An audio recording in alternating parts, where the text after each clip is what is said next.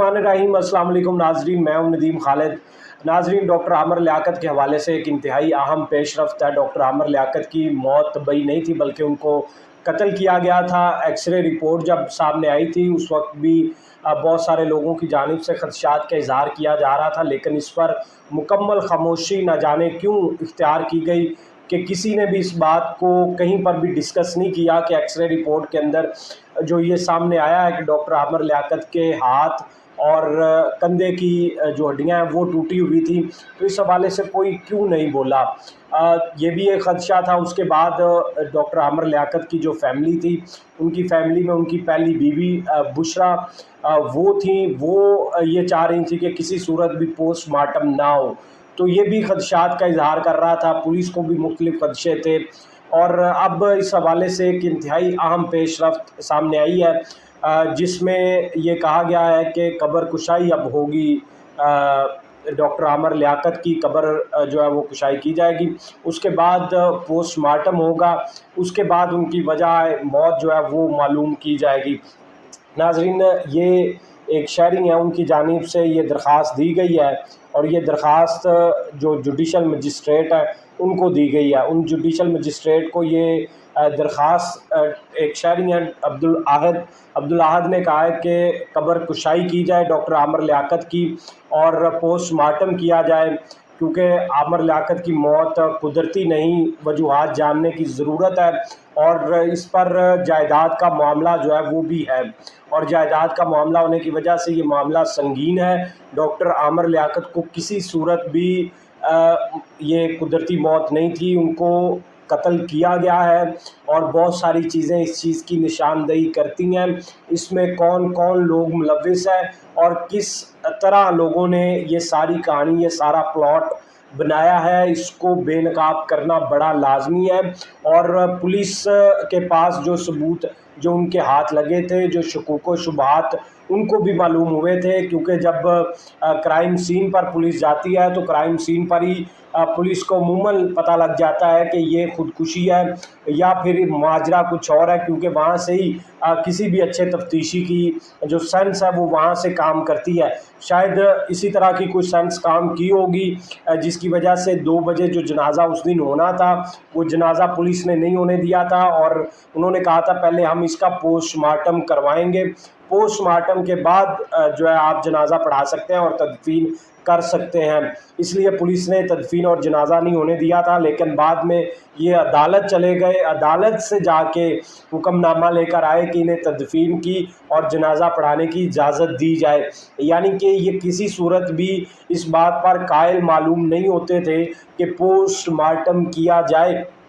आखिर ये भी तो हो सकता है, चलें आमिर लियाकत के बेटे थे अहमद, उन्होंने कहा, उनकी बीवी भी ये चाह रही होंगी, लेकिन आप खुद सोचें एक दफ़ा कि अगर इस तरह का माजरा हो तो कोई तो इंसान को शकूक व शुबहात हो जाते हैं, उनको भी कोई ना कोई तो इस तरह का शक गुजरा होगा कि चलें वो मुलविस नहीं हो सकते तो कोई और तो ये कार्रवाई कर सकता है। जब इस तरह का उनका मामला चल रहा है, 2 बीवियों के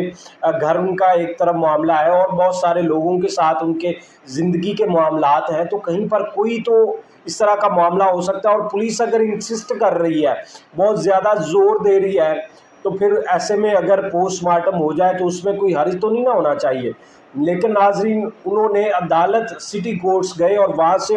ऑर्डर्स लेकर दोबारा उन्होंने 5 बजे जनाजा पढ़ाया और उसके बाद तदफीन भी कर दी। लेकिन जिस तरह के मैं पहले ख़ुद भी चूँकि बड़े सालों से ये क्राइम की बीट कर रहा हूँ और मैं इस तरह के मामलात को समझता हूँ, ये बड़े संगीन नोयत के होते हैं। मुख्तलिफ़ मकामात पर ऐसे भी हुआ है कि एक दफ़ा तदफीन कर दी गई, बाद में जो है कब्र कुशाई की गई और पोस्टमार्टम किया गया, तो पता लगा कि उस बंदे की मौत जो है वो तबई वाक़या नहीं थी जिस तरह का। और जो लोग ये सारा ऊपर कर रहे थे, जो उस वक्त ये इस मामले को नॉर्मली एक आम मौत करार दे रहे थे, वही लोग इसमें मुलविस भी थे। इस तरह के हमारे पुलिस के पास बहुत सारे केसेस हैं और अक्सर औकात सुनने में भी आते हैं। इसलिए ये शहरी हैं, इन्होंने 174 और 176 के तहत जो जुडिशल मजिस्ट्रेट है उनको ये दरख्वास्त दी है और उनको दरख्वास्त में इन्होंने ये रिक्वेस्ट की है کہ ڈاکٹر عامر لیاقت کی قبر کشائی کے احکامات پولیس کو جاری کیے جائیں، مجسٹریٹ صاحب خود قبر پر جائیں اور وہاں جا کر سیمپل کلیکٹ کیے جائیں، فورینسک سائنس ایجنسی کو بھی بلایا جائے، اور اس کے بعد قبر کشائی کے بعد ان کی پوسٹ مارٹم جو ہے وہ بڑا لازمی ہے، پوسٹ مارٹم میں کاز آف ڈیتھ، اور اس کے بعد کوئی اس طرح کی چیز جو کہ نشہ آور ہو اس کے لیے فورینسک سائنس ایجنسی جو ہے اس کو بھی وہ نمونے بھیجے جائیں اور اس میں معلوم کیا جائے۔ اسی لیے اس نے ایس ایس پی اور ایس ایچ او جو متعلقہ ہے ان کو بھی اندر ریاست کے ساتھ ان کے خلاف بھی یہ درخواست دی عدالت کو کہ ان سے جواب طلب کیا جائے۔ انہوں نے پوسٹ مارٹم جب یہ کہہ رہے تھے کہ لازمی ہے تو انہوں نے پوسٹ مارٹم کیوں نہیں ہونے دیا گیا؟ ناظرین، ڈاکٹر بشرا جو بشرا اقبال کے نام سے ٹویٹر پر ان کا اکاؤنٹ بھی ہے، وہاں پر یہ تمام خبروں سے آگاہ کر رہی تھی کس وقت جنازہ ہے اور کیوں جنازہ لیٹ ہو گیا، یہ ہو گیا وہ، یہ تمام خبریں اپنے ٹویٹر اکاؤنٹ پر دے رہی تھی۔ بشرا عامر لیاقت کی پہلی بیوی بھی ہیں، ان میں سے 2 ان کے بچے ہیں، اور بشرا ڈاکٹر عامر لیاقت جو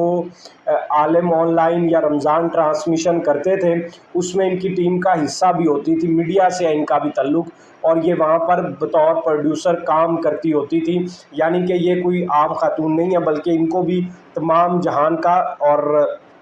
دنیا کو بڑے اچھے طریقے سے جانتی ہیں، کیونکہ میڈیا میں آپ کو ہونے کا یہ ایک ایج ہوتا ہے کہ آپ کو بڑے سارے حقائق اور بڑی ساری چیزیں معلوم ہو جاتی ہیں، آپ معاشرے میں کسی عام آدمی سے کئی گنا زیادہ تیز ہوتے ہیں کیونکہ آپ نے ہر طرح کے لوگوں کے ساتھ ڈیل کرنا ہوتا ہے، اور اسی دوران ہی کچھ لوگوں کے رابطے کچھ اور دنیا سے بھی وہ قائم ہو جاتے ہیں، اور بعد میں ان کو ان اپنے ان رابطوں کو وہ استعمال بھی کبھی کبھار غلط کرتے ہیں، کبھی کبھار اچھے معاملات کے لیے تو چلو میڈیا والے کرتے ہی ہیں، کسی کی کوئی مجبوری میں کئی لوگوں کی مدد کر دیتے ہیں، لیکن یہ ہر طرح کا کام کروانا جانتے ہوتے ہیں اور ان پر کس طرح پردہ ڈالنا ہے یہ بھی جانتے ہوتے ہیں۔ تو اس لیے ناظرین، اس لیے بھی شک کا اظہار بہت زیادہ ہے، اور خاص طور پر ایکس رے رپورٹ کے بعد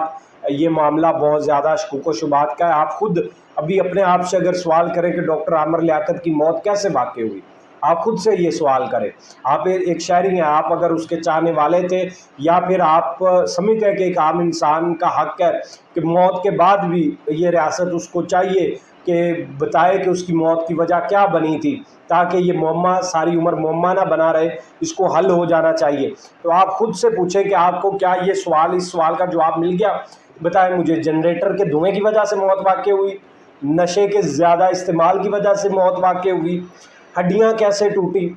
اس کے بعد ایکس رے رپورٹ نے یہ جو بتایا، اس میں جو ایکس رے رپورٹ ہے وہ ایسے ایکس رے رپورٹ کیسے بن گئی؟ وہ اسلام آباد جانے کا پلان کر رہے تھے، خودکشی انہوں نے کیسے کر لی؟ یعنی کہ آپ مجھے اس وقت موت کی وجہ نہیں بتا سکتے، یہ بس یعنی کہ آپ کچھ بھی کہہ سکتے ہیں کہ اچھا اس وجہ سے ہوئی، اس وجہ سے ہوئی موت، لیکن موت کسی اور وجہ سے ہوئی، اس کی تحقیقات لازمی ہے۔ آپ کا یہ فرض بنتا ہے بطور پاکستان کے شہری، آپ مطالبہ کریں پولیس افسران سے، آئی جی سندھ سے مطالبہ کریں، اور سندھ کی حکومت سے یہ مطالبہ کریں کہ ڈاکٹر عامر لیاقت کی لاش کو بھی انصاف ملنا چاہیے، اور ان کے قتل کی وجہ، مبینہ طور پر قتل ہے یہ، اور اس قتل کی وجہ بھی معلوم ہونی چاہیے، ورنہ کاز آف ڈیتھ جو ہے وہ بتایا جائے شہریوں کا اور پاکستان کے عوام کا یہ حق ہے۔ اسی کے ساتھ مجھے دیں اجازت، اس حوالے سے کچھ اہم پیش رفت مزید بھی آئیں گی آنے والے دنوں میں، اس حوالے سے بھی آپ کو لازمی آگاہ کریں گے۔ فی الحال مجھے دیں اجازت، اللہ نگہبان۔